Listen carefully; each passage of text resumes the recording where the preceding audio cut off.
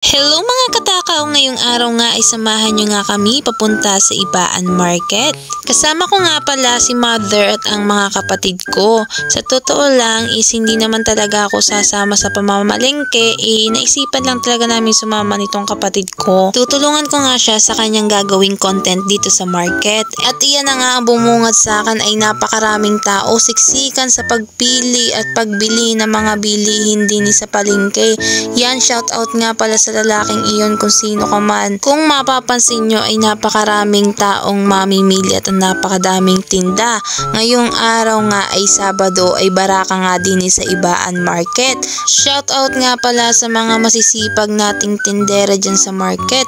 Ay dini nga nakita ko na ang aking mga kasama ay napabili pala sila ng melon at yan na nga tumulong na din ako sa pagbuhat ng mga pinamili. Ay makatapos nga mabili ang mga pangangailangan ay yun na nga, umuwi na nga kami at oras na para magluto ng tanghalian. Makikita nyong nakalapat na sa mga baga aring pinamiling karne ay habang nagbabangi doon ay ako na may nagpapabaga din sa loob upang maisalang na din aring isang kalderong sinaing ay napakadami kasi nga madami kamay. At habang nakasalang ang sinaing ay napansin ko aring melon ay mas malaki pa sa mukha ko, kaya naisipan ko na nga aring hiwain at timplahan at malagyan ng maraming hilo at gatas. Una muna ay tinanggal ko muna aring buto ay baka tayo magkasakit at magka-appendix. Ganun na din at ginayor ko na din at inilagay dito sa kasirola. Ay habang ako'y nagpapalamig doon ay nakita ko naman na rin isa kong kapatid ay niluluto na aring pansait. Yan, shout out nga pala kay Hudiyo TV. Ay pagpasok ko nga sa loob upang tingnan ng aking sinay, nakita ko na rin isa kong kapatid ay nagginagayat na aring mapula-pulang pakwan. Iniready ko na rin aring mais na isasalang kapag katapos maluto ang pansait. At yan na nga, naluto na ang pansait, kitang-kita ay napagkakasarap, napakadaming lahok. At binalikan ko nga aring pabagang are ay nakita ko ay may nakasalang na din pala ditong malaking isda ay hindi ko lang alam kung anong tawag sa isdang aray.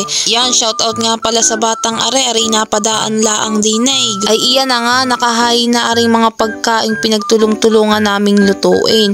Kung matatanong ninyo ay bakit napakarami, ganyan talaga kamay. Nagluluto kamay para sa pasasalamat sa mga biyayang aming natatanggap. Dahil nagugutom na si Takaw Girl, ay yan, natalihan na ng pagsandok. Kaya ngayon, simulan na natin. First bye, Takaw Girl. Habang ako'y kumakain ay may share ko lang sa inyo, ganito ang pamilya ko. Kada weekend, ang mga kapatid ko na nagtatrabaho sa malalayong lugar ay umuuwi para naman kami ay magkaroon ng family bonding. Di kami mamamalingke. Pagkatapos ay agad-agad naming pagtutulong-tulungan ang mga gawain. Nang sa ganon ay sabay-sabay din kaming kakain. Iyan ay pasasalamat din namin sa Panginoon dahil di kami nauubusan ng mga biyayang dumadating. Kaya kung interesado ka sa pamilyang mayroon ako ay tumutok ka lang sa panonood ng mga videong ina-upload ko.